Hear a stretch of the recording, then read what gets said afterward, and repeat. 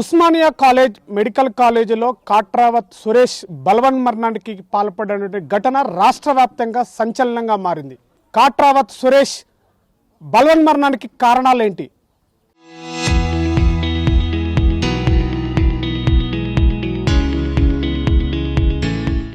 ఎందుకు అపోహలు వస్తున్నాయి? కాట్రావత్ సురేష్ బలవన్మరణానికి పడ్డాడా? దానికి ఏమైనా కారణాలు ఉన్నాయా? అసలు సురేష్ బలవన్మరణానికి పెడుతున్నటువంటి బలమైన కారణాలేంటి? ప్రస్తుతం మనం మహబూబ్ నగర్ జిల్లా జడ్చర్ల మండలం పలుగడ్డ తాండా సురేష్ యొక్క సొంత గ్రామం. అతి తక్కువ జనాభా కలిగినటువంటి ఈ గ్రామంలో చిన్నప్పటి నుంచి చదువు పైన అతి మక్కువతో ప్రేమతో తను అంటూ ఒక డాక్టర్ కావాలంటూ తన కుటుంబాన్ని నిలబెట్టుకోవాలని చెప్పేసి ఒక లక్ష్యంతో చదివి డాక్టరేట్ పట్టా పొంది పీజీ పూర్తి చేసి తను ఒక ప్రొఫెసర్గా నిలబడాలనుకున్నాడు. కానీ ఇంతలోపే బలవన్మరణానికి పాల్పడ్డటువంటి ఘటన అటు గ్రామంలో విషాద ఛాయలు అలుముకున్నాయి. ప్రస్తుతం గ్రామంలో ఉన్నాం. తన తల్లి పుట్టెడు దుఃఖంతో ఉంది. కానీ ఈ యొక్క సమయంలో తల్లిని ఓదార్చేటువంటి గుండె ధైర్యం లేనటువంటి వ్యక్తులం మనమందరం ఇక్కడ ఉండిపోయాం. కానీ ఆ తల్లి యొక్క బాధని ఎవరు పూడ్చలేనటువంటిది. ప్రస్తుతం ఆ తల్లితో మాట్లాడే సందర్భం కాదు, కానీ మాట్లాడేటువంటి ప్రయత్నం చేస్తున్నాం. అసలు ఏం జరిగింది సురేష్ విషయంలో ఉన్నటువంటి ప్రయత్నం చేద్దాం. అమ్మా, నీకు సురేష్ ఎప్పుడు ఫోన్ చేశాడు? అసలు ఏం జరిగింది అనుకుంటున్నారు? మీకు ఏం చెప్పారు సురేష్ ఈ యొక్క ఘటనకి పాల్పడడానికి? ఏం చెప్తారు? నేను ఉదయాన్నే ఫోన్ చేసిన, మొన్న ఫోన్ చేసినాక 7:30కే ఫోన్ చేసిన, మాట్లాడిండు మంచిగానే. వీడియో కాల్ చేసిన, నా కొడుకు లేచిండు అప్పుడే. ఫోన్లో ఇట్లా పెట్టుకొని వీడియో కాల్ చేసి మంచిగా చూపించమంటే చూపించలేడు. నేను నిద్రలో ఉన్నామా, ఇప్పుడే లేస్తున్నాయి కానీ ఇక్కడే చూపించుడు కొంచెమే కనిపించింది నాకు. మాట్లాడిండు, స్నానం చేసి డ్యూటీకి వెళ్తా ఇప్పుడే అన్నాడు. అర్ధ గంటలనే డ్యూటీకి వస్తావా? ఇప్పుడు 7:30 అవుతుంది కదా, 8 గంటలకే పోతా అన్నాడు. 8 గంటలకే డ్యూటీ ఉంటే అర్ధ గంటలో ఎప్పుడు స్నానం చేస్తావరా అంటే, దబ్బున చేస్తామా, ఫోన్ పెట్టేస్తే దెబ్బ స్నానం చేసుకొని టిఫిన్ చేసి వెళ్ళిపోమని చెప్పిన. చేస్తామా, టిఫిన్ చేసి వెళ్తానేనని చెప్పిండు. అంతే. ఇక అర్ధ గంటలనే మా కొడుకు ఫస్ట్నల్ పడిపోయినాయి. ఒక్క పిల్లని ఫోన్ చేసిన నేను వాళ్ళ ఫ్రెండ్కే. ఆ పిల్ల ఏమో ఫస్ట్నల్ పడిపోయినాయి ఆంటీ అని చెప్పింది. ఇప్పుడే కదా నాతోటి మాట్లాడినాడు. అర్ధ గంట కూడా కాలేదు. ఎట్లయిందంటే, ఏమో అంటే నాకు తెలియదు, సురేష్కి ఎమర్జెన్సీగా తీసుకుపోతున్నాం అన్నారు. అంతే. నైట్ ఫోన్ చేస్తే నైట్ మంచిగానే మాట్లాడిండు, ధైర్యంగానే మాట్లాడిండు నా కొడుకు నాతోటి. నేను బయట అమూల్యతోటి బయట తిని వచ్చినామా, నేను పండుకుంటున్నా అని చెప్పిండు. బాగానే ఉండే, టెన్షన్ ఏం పడకుండే. ఇంతకుముందు టెన్షన్ పడేండుండే. ఇంతకుముందు వచ్చిండు 2-3 సార్లు వచ్చిండు. అంటే అంతకుముందుకు మీతోటి ఫోన్లో మాట్లాడి ఇక్కడ ఇబ్బందులు ఉన్నాయి అని ఏమైనా చెప్పుకున్నాడా నీతోటి సురేష్? సంక్రాంతి పండుగ మళ్ళీ రోజే వెళ్ళిండు. పోయినాక 15 రోజుల తర్వాత చెప్పిండు, అమ్మ అందులో సీనియర్స్ ఉన్నారు, చాలా టార్చర్ పెడుతున్నారు, నాకు పని చాలా ఒత్తిడిగా చెప్తున్నారు. 23 రోజుల వరకు కూడా తిండికి పంపిస్తలేరు నాకు. 3 రోజుల్లో 3 గంటలకు నైట్ 3 గంటలకు అన్నం తిన్నా నేనని చెప్పిండు. ఇంత ఇబ్బంది ఉంటే వచ్చేసేయబెట్ట, ఇంత ఇబ్బంది పడకు. పొట్టకు తింటేనే కదమ్మ నువ్వు పని చేసేది, పొట్టకు తినకుండా ఎందుకు పని చేస్తావు నువ్వు, వచ్చేసేయమని చెప్పిన. లేదమ్మా నేనేం రాను, మంచిగానే చేసుకుంటా అన్నాడు. దాని తర్వాత ఏం జరిగిందో నాకు తెలియదు. దాని తర్వాత సీటు పోయిందంట వాంది, నాకు చెప్పలేడు. ఆ సీటు ఇట్లా పోయిందని చెప్పలేడు. బాధపడితే తల్లి అని చెప్పలేడేమో, కానీ సీటు పోయిందంట. దానికోసం, ఆ టెన్షన్ కోసం వాడు ఇక్కడ వచ్చేస్తున్నాడు. మళ్ళీ 2 సార్లు వచ్చిండు. వాళ్ళ టార్చరే చాలా అయిపోయిందని చెప్పిండు నాకైతే. వాళ్ళు సీనియర్ వాళ్ళే చాలా సంతాయించారని చెప్పిండు. అంటే టార్చర్ అంటే ఏ రకంగా ఏమైనా ఇబ్బందులు పెట్టడం కానీ, రాత్రిపూట అయిన సమయంలో టార్చర్ ఎట్లాంటివి ఏం చెప్తున్నవాడు? రాత్రిపూట అంటే వాళ్ళు క్యానింగ్ తీపిస్తారు పేషెంట్ వాళ్ళ కోసమే. మీనా కిందికి పోవాలంటే వాళ్ళు టెస్టులు చెప్పి, టెస్టుల పేపర్ ఇప్పుడు తీసుకురాపోమనేది, క్యానింగ్ పేపర్ ఇప్పుడు తీసుకురామనేది. వాళ్ళు లాగ్ పెట్టుకునే ఉంటారంట. వీళ్ళు నేను చెప్పినా కదా తీసుకురాలే, నేను ఫోన్ చేసినా తీసుకురామని చెప్పేదంట వాళ్ళు. వాళ్ళు అట్లా పోయి కింద మీద తిరిగితే కాళ్ళు గుంజుతున్నాయని చెప్పిండు. అక్కడ పోయేది ఉందేమో. బండి కూడా పంపించిన నా కొడుకుని, బండి తీసుకునే పోయిండు. నడిచే చాలా ఉండదేమో అని బండి తోటే పోయిండు వాడు. సురేష్ మీ ఆ రూమ్లో బలవన్మరణానికి పాల్పడ్డప్పుడు మీకు అక్కడ కళాశాల నుంచి కానీ ప్రిన్సిపల్ కానీ ప్రొఫెసర్లు కానీ అక్కడ వైద్య సిబ్బంది కానీ ఎవరైనా మీకు ఇలా చేసుకున్న సమాచారం ఎవరైనా ఇచ్చారా? ఎవరు చెప్పారు మీకు? ఇవ్వలేరు మాకు. నేనే ఆ పిల్లకు ఫోన్ చేసిన, అమూల్య అనే పిల్లకు ఫోన్ చేసిన. నేను ఆ పిల్లకు నైట్ దెబ్బ తాకిందంట, అందుకు అమూల్యానికి ఆ పిల్లకు నేను ఫోన్ చేసిన. ఆ అమ్మాయికి ఎట్లా ఉంది, నా కొడుకు బాగానే చూసుకుంటుంది పిల్ల అని నేనే అమూల్య పిల్లకు నేనే ఫోన్ చేసిన. ఆ పిల్లనే అప్పుడు మొత్తుకుంటున్నది అంతే. నా కొడుకు మాట్లాడిన అర్ధగంట తర్వాత ఆ పిల్లకు ఫోన్ చేసిన నేను. అమూల్య ఎవరు? అమూల్య ఏమవుతుంది? సురేష్ కి ఫ్రెండ్ అవుతుంది, ఎస్పీఎస్ లో చదువుకున్న పిల్లనే, క్లాస్మేట్. అంటే ఇప్పుడు ఆ తర్వాత మీరు అక్కడ చేరుకున్న తర్వాత సురేష్ గురించి ఏమైనా చెప్పారా? అసలు ఏంటి కారణాలు ఏమన్నా అక్కడ రూమ్ లో గురించి? ఎవరు ఏం చెప్పలేరు నాకు. అమూల్యనే చెప్పేది. కొంచెం డిస్టర్బ్ అయిండు మళ్ళీ ఏమో టార్చర్ కూడా ఉందేమో అని అన్నది, కానీ పూర్తిగా అయితే చెప్పలేదు ఆ పిల్ల కూడా. అవును ఉంటది కానీ భరించాలి అని చెప్పింది. చాలా ఉంది, సురేష్కి ఇంకా ఎక్కువ ఉందని చెప్పింది. ఈ ఘటన పైన సురేష్ మీరు ప్రభుత్వం నుంచి కానీ ఇట్లా అక్కడ ఉన్నటువంటి స్థానిక ప్రధాన ఏం డిమాండ్, ఏం న్యాయం కోరుకుంటున్నారు? నాకు న్యాయం జరగాలి. నేను పెంచుకున్నా కదా నా కొడుకు, ఇన్ని సంవత్సరాలు పెంచుకున్నా నేను. నాకు న్యాయం జరగకుండా ఎట్లా ఉంటుంది? నాకు న్యాయం జరగాలి. నా కొడుకు లేకుండా పోయిండు నాకు. నా పిల్లలు నేను ఎంత ప్రేమగా పెంచుకున్నా నా కొడుకుని. 26 ఏళ్ళు మోసి పెంచుకున్నా నా కొడుకుని చదివించిన నేను. నా కొడుకుని కోచింగ్ తీసుకొచ్చి చదివించిన. ఒక్కొక్క సంవత్సరం 3 లక్షలు 4 లక్షలు పెట్టి 5 లక్షలు పెట్టి చదివించిన నేను. నా కొడుకుకి ఏం తక్కువ చేయకుండా డాక్టర్ అయితే 10 మందికి ఉపయోగపడతాడని చదివించిన నేను. నా కొడుకు 10 మంది ఆ చేతి కింద పని చేయించుకుంటాడని చదివించిన నేను. చిన్నప్పటి నుంచి ఎట్లా ఉండే సురేష్? నా కొడుకు ధైర్యవంతుడు ఉండే, భయపడే మనిషి కాడు, అస్సలు టెన్షన్ పడే మనిషి కూడా కాడు. హాస్పిటల్లో పోయిండు, టెన్షన్ పడిండు అంతే. కానీ ఇంతకుముందు అస్సలు టెన్షనే లేకుండే, వానికి భయం అనేది లేకుండే. వానికి 2-3 సార్లు యాక్సిడెంట్ అయింది, ఒక 2-3 సార్లు ఆపరేషన్లు అయినాయి, టెన్షన్ పడలేదు. ఈ మోకాల పోటీ మొత్తం కుట్లు వేపించిండు నా కొడుకు, టెన్షన్ పడలేడు. వాళ్ళు సీములు కారితే కూడా టెన్షన్ పడలేదు నా కొడుకు, బాధపడలేడు, నొప్పి భరించిండు. ఏ నొప్పి అయినా సరే ఎంతమంది టార్చర్ పెట్టినా భరించే శక్తి ఉండేవానికి. కానీ నా కొడుకు అయితే చేసుకోలేడు. కానీ అక్కడ డాక్టర్లు మాత్రం స్టూడెంట్స్, తన తోటి స్నేహితులు కానీ సీనియర్లు కానీ ఇక్కడ ఎలాంటి ర్యాగింగ్ జరగలేదు అని చెప్పేసి కూడా తను మానసికంగా ఒత్తిడికి గురై మాత్రమే ఇలాంటి ఘాతకానికి పాల్పడ్డాడని అక్కడ డాక్టర్లు వాళ్ళు చెప్తున్నారేమో. కానీ నాకైతే అలా నా కొడుకు ఇట్లా చేస్తాడని తెలియదు. నా కొడుకు ఇట్లా చేసే మనిషి అయితే తెలియదు. నా కొడుకు ఇట్లా చేయడనే అనుకుంటున్నా నేనైతే. నా కొడుకు చేసేంత పిరికివాడైతే కాడు.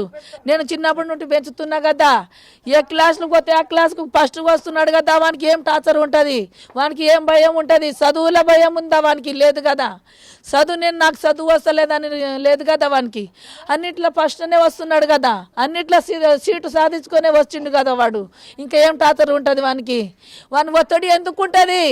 సీటు కొట్టుకొచ్చిండు, వానికి ఒత్తిడి ఎందుకు ఉంటుంది? ప్రేమతోటే పోయిండు, ఇష్టంతోటే పోయిండు కదా. తన పక్కన తన గ్రామానికి చెందినటువంటి కుటుంబ సభ్యులు ఉన్నారు, వారితో మాట్లాడి సురేష్ గురించి కూడా తెలుసుకునే ప్రయత్నం చేద్దాం. చెప్పండి, అంటే సురేష్ ఇలాంటి ఘాతకానికి పాల్పడడంలో అసలు ఎలాంటి కారణాలు ఉండొచ్చు, మీరు ఏమనుకుంటున్నారు? అసలు ఇలాంటి ఒత్తిళ్ళు ఏమైనా ఉన్నాయా? నేను డైరెక్ట్ అక్కడ వెళ్ళినామండి. మాకు ఇట్లా న్యూస్ రాగానే మేము హాస్పిటల్కి వెళ్ళినాము. ఎవరు లేకున్నారు మా వాళ్ళు. అక్కడికి వెళ్ళినప్పుడు అక్కడ వాళ్ళ తోటి విద్యార్థులు కానీ, తోటి ప్రొఫెసర్లు కానీ, ప్రిన్సిపాల్ ఎవ్వరు లేరు ఆయన పక్కన, మా వాళ్ళే ఉన్నారు. అయితే మేము ఏం జరిగింది సార్, మేము కనుక్కుందామంటే అడిగిన. అయితే అట్లా అంటే సరే ఏం జరిగింది, ఇట్లా డోర్ లాక్ వేసుకున్నాడు, డోర్ మేము సుత్తితోటి ఇరగొట్టి మేము తీసినామంటే అక్కడికి వెళ్ళినప్పుడు రూమ్ సైడ్ చూసినప్పుడు ఇరగొట్టి తలుపు బద్దలు కొట్టిన ఆనవాళ్ళు లేవు, ఏం లేవు. మనము 100 కిలోమీటర్ నుంచి ఎవరైనా చేసుకుంటే హైదరాబాద్ 100 కిలోమీటర్ మనం 1-2 గంటల బతికిస్తాము. ఉన్న రూమ్ నుంచి అక్కడ వార్డుకి 10 నిమిషాలు కూడా 5 నిమిషాల్లో తీసుకెళ్తారు. అది అక్కడ బతికించలేరు. అది మేము ప్రొఫెసర్ వాళ్ళు అడిగినాం ఎవరు లేరని. అయితే హెచ్ఓడి బి రమేష్ అనే ఆయన చాలా హార్ష్గా అబ్బాయి మీద అలిగేషన్ చేసిండు. తర్వాత ఆయన స్ట్రెస్ ఉంది, అది ఉంది, మేము ట్రీట్మెంట్ ఇప్పిస్తున్నామని చెప్పిండు. ట్రీట్మెంట్ ఇప్పిస్తున్నాం, మా ఇంట్లో వాళ్ళకి ఎవరు చెప్పలేదు. మాకు చెప్పి ఉంటే మేము చూపిస్తుంటే. ఇన్ని సంవత్సరాల ఎంబీబీఎస్ చేసుకుని వచ్చిండు, అక్కడ లేని స్ట్రెస్ ఇక్కడనే మీకు జాయిన్ అయిన దగ్గర మీ దగ్గరనే ఎందుకు వచ్చింది? మా డౌట్ ఉంటుంది కదా, డౌట్ ఉంది. అది మీరు ట్రీట్మెంట్ ఇప్పిస్తున్నప్పుడు ఇంట్లో వాళ్ళకి ఇన్ఫామ్ చేయాలి కదా. పేషెంట్ మనిషికి మీరు మళ్ళీ డ్యూటీలు ఎట్లా వేస్తారు? అంత స్ట్రెస్ ఫీల్ అయ్యే మనిషికి మీ ఇంట్లో బాబు మీరు ట్రీట్మెంట్ తీసుకుంటున్నావు కదా, ఇంటికి వెళ్ళు, వాళ్ళ పేరెంట్స్ పిలిపించి వాళ్ళకి ఇంట్లో వాళ్ళకి చెప్పి పంపించాలి. కానీ మాకు డౌట్ అదే, మీరు ప్రొఫెసర్ ఎవరు తప్పు చేయలేదు, సీనియర్ ఎవరు తప్పు చేయలేదు, మరి అందరూ ఆడు ఉండాలి కదా, ఎవరు లేరు ఆడ. మీరు తప్పు చేయనప్పుడు ఆయన పక్క నుండి మాకు చెప్పాలి, ఏం జరిగిందో మాకు చెప్పాలి. ఆడ లేనిపోని చెప్పేసి అక్కడ లేనిపోని అలిగేషన్లు చేసి ఏదో టీవీలో డిబేట్లు ఎట్లా మొత్తం టాపిక్ అంతా డైవర్ట్ చేస్తారు.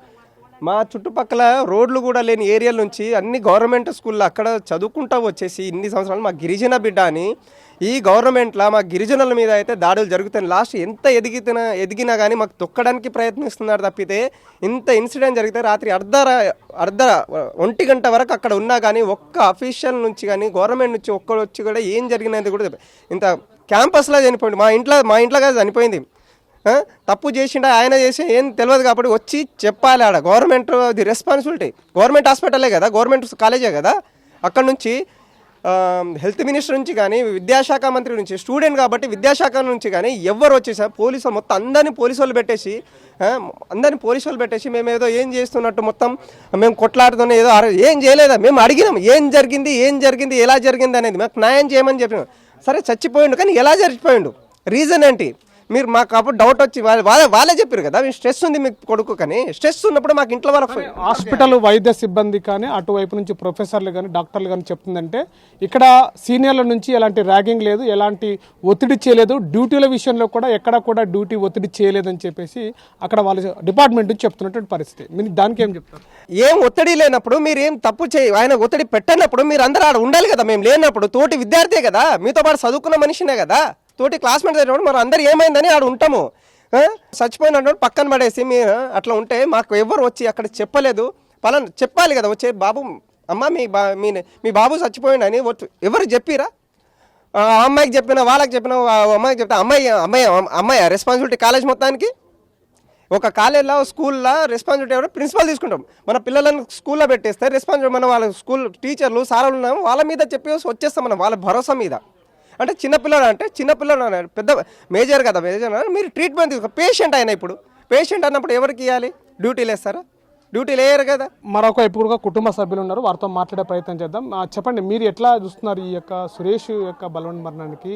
అటువైపు నుంచేమో సిబ్బంది నుంచి హాస్పిటల్ నుంచి ఎలాంటి ఒత్తిడి లేదు, అటు ర్యాగింగ్ లేదు, ఎలాంటి లేదని చెప్పేసి వాళ్ళు చెప్తున్నారు. కానీ ఇక్కడ సురేష్ మాత్రం బలవన్ మరణానికి పాల్పడ్డాడు. అసలు ఏంటి దీని వైపు నుంచి ఎట్లా చూస్తున్నారు మీరు?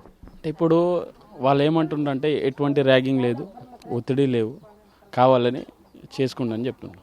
ఇప్పుడు అంత పిరికివాడైతే ఎంబీబీఎస్ కోర్స్ ఇక్కడ ఆయన భయపడతాడా? ఇప్పుడు ఎంబీబీఎస్ కోర్స్ అంటే దాదాపు చేసిండు, 5 years చేసిండు. దానికి సంబంధించి ఫస్ట్ ఇయర్ నుంచే వాళ్ళకంతా ఆపరేషన్ సర్జరీలో తీసుకెళ్తారు, దెబ్బలు తాకిన దారు అన్నీ చూస్తారు. అక్కడ చూడని ఇక్కడ వచ్చి భయపడతారా? సీనియర్ల ఖచ్చితంగా ఒత్తిడి వల్లనే ఆయన కారణం. ఆయన అమ్మకు ఫోన్ చేసి ఆల్రెడీ నేను డ్యూటీకి పోతున్నా, అర్ధ గంటలో నేను వెళ్ళాలనే అర్ధ గంటల్లోనే రెడీ అయ్యే సమయంలోనే చనిపోయిండని వార్త వచ్చేసరికి అసలు రీజన్ దేనికి వల్ల? వెళ్తున్నామ్మా, డ్యూటీకి వెళ్తున్నా, నేను ఇప్పుడు అర్ధ గంటలో వెళ్ళిపోయే క్యాండిడేటు అర్ధ గంటలో శవమై పడినప్పుడు ఏమై ఉంటుంది? వాళ్ళేమంటుండ్రు అక్కడ ఉన్న సిబ్బంది వాళ్ళు ఏమంటున్నారు అంటే తలుపేసుకొని చేసుకున్నాను అంటుండ్రు. మేము ఈరగొట్టి తీసినామని అన్నారు. కానీ అక్కడ వెళ్ళి మా వాళ్ళు చూస్తే తలుపుకి ఎటువంటి డ్యామేజ్ కానీ ఎటువంటి ఏమీ లేవు. అంటే ముమ్మంటి కదా. అంటే అక్కడ అమ్మాయి వెళ్ళినటువంటి పరిస్థితి ఉంది. మొట్టమొదటిగా అమ్మాయి వెళ్ళిందా, ఇంకెవరైనా వెళ్ళి చూశారా? అసలు అమ్మాయికి తోటి ఏమైనా చెప్పాడా? ఇంకా అక్కడ అమ్మాయి ఫస్ట్ స్టార్టింగ్ వచ్చేటప్పుడు బాగానే మాట్లాడిందంట. మనోళ్ళు పోయి అక్కడ ప్రొఫెసర్ వాళ్ళంతా సంబంధిత శాఖ వాళ్ళు వచ్చేసరికి ఏం చేసిండ్రు, వాళ్ళందరినీ తీసుకుపోయి ఆమెను 1 గంట సేపు పక్కన పెట్టేసి మేము చెప్పినట్టే చెప్పాలని ఆమెని మైండ్ మొత్తం డైవర్షన్ చేసిండు. అంటే ఇష్యూని సైడ్ ట్రాక్ చేసిండ్రా లేదా వాళ్ళు? దీంట్లో ఏ విధంగా నమ్మమంటారండి? ఇంకోటి ఆయన ఆల్రెడీ చెప్పిండంట, నేను ఈ శాఖ సర్జరీ నుంచి వేరే దానికి మార్చడానికి నేను వెళ్ళాలి, నాకు టైం కావాలి, 1 hour టైం కావాలంటే గిట్ట వీళ్ళు ఏం చేసిండు అందరు కలిసి ఫోన్ గుంజేసి ఆయనని కట్టడి చేసి సీనియర్స్ నువ్వు ఫ్రీ సీటోడు ఇది చేయడమే పెద్ద, నీకు ఇంకా నీకన్నా వేరే దానికి వెళ్ళాలని ఫోన్ గుంజేసి ఆయన 3 గంటలు బ్లాక్ చేసేసి సర్జరీ పైన అక్కడ ఆయనకి టైం ఇవ్వకుండా హరాస్మెంట్ చేసి నేను మానసికంగా ఒత్తిడికి గురి చేసిండ్రు వాస్తవం. ఇంత చేసింది సీనియరే కదా. మరి సామాన్యంగా ఒక మనిషి ఎన్ని గంటలు పనిచేస్తారండి? 8 గంటలు, ఎక్కువ అయితే 12 గంటలు. సరే 12 గంటలు మించి 10 ఎంతో ఇంకో గంట పెంచి కానీ 30 గంటలు 24 గంటలు ఆయన కాడనే పెట్టేసి డ్యూటీలు చేపియడం ఎంతవరకు ఇదండి? వీళ్ళకి మానవత్వం లేదా? వాళ్ళకు ఉన్నంత బాడీ వీళ్ళకి లేదా? ఇనగిట్ట మనిషే కదండి. మరి ఇంత దారుణం జరిగినప్పుడు గిట్ట అక్కడ ఉన్న హెచ్డిఓ కానీ వాళ్ళందరూ ఎందుకు బుక్ రిజిస్టర్ చేస్తాం మనం? ఆ బుక్లన్నీ తీయాలి, ఇవన్నీ తీసి ఫ్యామిలీకి చెప్పాలి కదండి. అంటే ఎన్ని గంటలు చేసిండు, నిజంగా జరిగిందా లేదా, ఇప్పటి వరకు వాళ్ళకి ఎందుకు చూసుకుంటలేరండి ఇవన్నీ? కనీసం తన చేసుకున్నప్పటి నుంచి తన సంబంధిత అధికారులు కానీ విద్యార్థులు కానీ పక్కనున్న ఇంకా సంబంధిత ప్రిన్సిపాల్ వాళ్ళైనా వచ్చి సమాధానం చెప్పాలండి. చెప్పకుండా అంత పబ్లిక్ ఉన్నారు, సరే ఎలిగేషన్ మా మైండ్ వస్తుందంటే పక్కన పిఎస్లో వచ్చి చెప్పాలి, ఆ ఇంటిమేషన్ మాకు అందాలి. ఇప్పుడు మేము తీసుకొచ్చి కార్యక్రమం చేసిన ఇప్పటి వరకు మాకు ఎటువంటి సందేశం ఏమి ఇవ్వలేదు. ఎలాంటి న్యాయం కోరుకుంటున్నారు సురేష్ విషయంలో? ప్రధాన డిమాండ్ ఏంటి? ఖచ్చితంగా మంచి క్యాండిడేట్ అండి. ఇక్కడ మేమేమంటానంటే దాదాపు నేను డిప్యూటీ సర్పంచ్గా చేసినాను. ఆయన మాకు కనీసం ఒక దగ్గు వస్తే గిట్ట పాండు ఈ ట్యాబ్లెట్ వేసుకోండి, ఇది చేసుకోండి, మంచిగా ఉండండి, తాగొద్దు, ఎవరైనా తాగేటోళ్ళకి తిరుతుండే, పెద్ద మనుషులకు ఇట్లా ఉండండి ఇలా ఉండండి అని చేసేటోడు. తను ఎంతో శ్రమించి మాకందరికి అంత చేసి ఎస్విఎస్ మా పక్కనే చేసినప్పుడు ఉరికి పోయేటోళ్ళం. ఇలాంటోనికి మొట్టమొదటి మా ఎస్టీ నుంచి వచ్చిన క్యాండిడేట్కి ఈరోజు చావు గల కారణం ఏంటండి? వాళ్ళని ఖచ్చితంగా అంటున్నాం, ఎస్టీ అని చులకన వద్దు, వాళ్ళని తక్షణమే ఎవడైతే చేసిండో వాళ్ళకి ఖచ్చితంగా శిక్షించాలి అని మేము డిమాండ్ చేస్తున్నామండి. తండ్రి సురేష్ యొక్క తండ్రి ఉన్నాడు, తండ్రితో మాట్లాడే ప్రయత్నం చేద్దాం. సార్ చెప్పండి, అంటే సురేష్ మరణము ఎలా జరిగింది, అసలు ఏంటి, మీకు ఏమైనా తెలిసారా? అక్కడ నుంచి డిపార్ట్మెంట్ నుంచి మీకు ఎలాంటి సమాచారం ఇచ్చారు, ఏం చెప్తారు సురేష్? మాకైతే ఏం లేదు సార్, మాకు ఏది ఫోన్లు రాలే, ఏం రాలే. చేస్తున్నామంటే డ్యూటీ చేస్తున్నాను ఆయన. 24 గంటలు 36 గంటలు డ్యూటీ పెడుతుర్రు. సీనియర్లు ఉన్నోళ్ళు ఫ్రీ షీటోడు అని ఫ్రీ షీటోనికి ఎక్కువ డ్యూటీ చెప్తుర్రు. నాకు ఇబ్బంది ఉంది, అందులో ఎక్కువ ఒత్తిడి చేస్తుర్రు, ఇలా ఇబ్బందిగా ఉంది. అంటే వదిలేసి వద్దు, నువ్వు ప్రైవేట్లో ఏమైనా ఉంటే చేసుకో అంటే, ప్రైవేట్లో చేసుకోవాలంటే మన పేపర్లు మనం రిటర్న్ తీసుకోవాలంటే 75 లక్షలు అడుగుతున్నారు నాయన. మళ్ళీ నేను బయట చేసుకుంటే సంవత్సరానికి 7 లక్షలు అవుతుంది, అంత డబ్బులు నీవు గట్ట లేవు అంటే, సరే 2 ఎకరాలు ల్యాండ్ అని అమ్ముకొని చేసుకుందాం, నీకంటే ఎక్కువనా అంటే 3 నెలలు అయింది, ఇంకో 3 నెలలు 6 నెలలు అయితే మనమే సీనియర్ అవుతాము, నేను చేసుకుంటా. ఇంకా వాళ్ళు కాకపోతే సీనియర్లు ఉన్న వాళ్ళు మమ్మల్ని అందరూ ఎక్కువ ఒత్తిడి చేస్తారు, చేసుకుంటా. తినని గుడిక పోయినారు బయటికి. ఇంకో దీనికంటే ఇంకో వేరేది అది అప్లై చేయాలనుకుంటే బయటికి పోదామంటే నన్ను బయటికి గుడిక దోలియలేదు. ఆ ఫోన్లో చేద్దామంటే కూడా ఫోన్లు గుంజుకున్నారు 2-3 గంటల వరకు. నాకు ఫోన్ ఇవ్వలేదు, నాకు టైం వెళ్ళిపోయింది. ఒత్తిడి వల్లనే అట్లా అయింది సార్ మా బాబు. చిన్నప్పటి నుంచి సురేష్ ఎలా ఉండేవాడు? చదువుకున్న టైంలో అన్నిట్లో టాపర్ అని చెప్తున్నారు, కానీ ఇట్లాంటి భయపడి బలవన్మరణానికి పాల్పడే అంత పిరికివాడిలాగా ఉండేవాడా? అట్లా గతంలో ఉండేవాడా చదువుకున్నప్పుడు? అట్లా ఉంటుంది ఏం లేదు సార్. ఫస్ట్ 10th నుంచి మన కోడగల్ గవర్నమెంట్ హై స్కూల్నే చదివిండు. 10thలో ఫస్ట్ వచ్చిండు. MBBSకు కోచింగ్ తీసుకుంటే ఆడ సీట్ వచ్చింది, 1 ఇయర్లోనే సీటు కొట్టుకున్నాడు. ఇక MBBS అయిపోయిన ఎంబడే మళ్ళీ కోచింగ్ తీసుకున్నాడు, పీజీకి సీట్ వచ్చింది. అన్నిటికీ మంచిగా పర్ఫెక్ట్గా ఉండే, ధైర్యంగా చదువుతుండే, మంచిగా ఉండే. మాకే ఆయన చెప్పేది, మేము పెద్దగా చదువుకోలేదు, నేను రైతుని, నాకు అంత చదువుల గురించి కూడా నాకు అంత తెలియదు సార్, నాకు మంచిగా చదువుకుంటా మంచిగా ఉంటుంది అన్నాను. ఆ ఉస్మానియా పోయినాక వాళ్ళ ఒత్తిడి వల్లనే మా బాబు చేసుకున్నాడు సార్. ఇది సురేష్ యొక్క బలవన్మరణానికి పాల్పడడానికి బలమైనటువంటి కారణాలు ఉన్నాయి. దీని వెంటనే పోలీసులు కానీ అధికారులు వీటిపైన కూడా ఇప్పటి వరకు కూడా రెస్పాండ్ కాకుండా సురేష్ యొక్క మరణాన్ని తాత్కాలికంగా తీసుకుంటున్నటువంటి పైన కూడా కుటుంబ సభ్యులు ఆవేదన వ్యక్తం చేస్తున్నారు. కారణం మొదటి నుంచి కూడా, చిన్నప్పటి నుంచి కూడా ఒక చిన్న మారుమూల గ్రామం నుంచి ఇప్పటి వరకు ఎదిగి ఇక్కడి వరకు మెడిసిన్ చేసి పూర్తి చేసినటువంటి సురేష్ ఈరోజు అకాలంగా బలవన్మరణానికి పాల్పడడం కారణాలు తన యొక్క సీనియర్లే, తన యొక్క ప్రొఫెసర్లే అంటూ కూడా తల్లిదండ్రులు ఆవేదన వ్యక్తం చేస్తున్నారు. దీనిపైన కూడా అధికారులు స్పందించి వెంటనే న్యాయం చేయాలని చెప్పేసి కూడా డిమాండ్ చేస్తున్నటువంటి పరిస్థితి. కెమెరా పర్సన్ నర్సింగ్తో శివాజీ, RTV, మహబూబ్ నగర్ జిల్లా.